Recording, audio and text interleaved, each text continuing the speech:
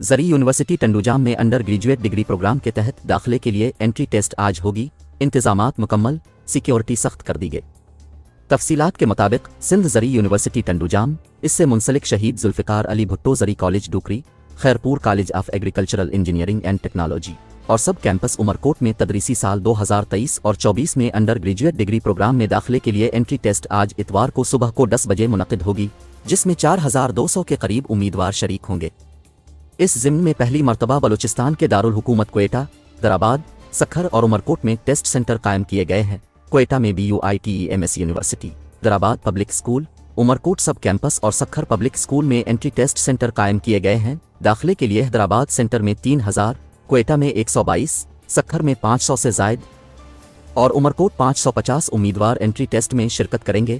تمام سینٹرز میں 555 فیمیل امیدوار بھی شریک ہوں گی۔ اس ضمن میں انتظامات کا جائزہ لینے کے لیے سوشل سائنسز فیکلٹی کے ڈین ڈاکٹر اعجاز علی کے اوہیہاروں کے زیر صدارت اہم اجلاس ہوا، جس میں ضلعی انتظامیہ، پولیس، ٹریفک اور متعلقہ اداروں کے ذمہ داران نے شرکت کی، جس میں سیکیورٹی اور بلاکس کی تشکیل کے حوالے سے مختلف فیصلے کیے گئے اور مختلف ہدایات جاری کی گئی۔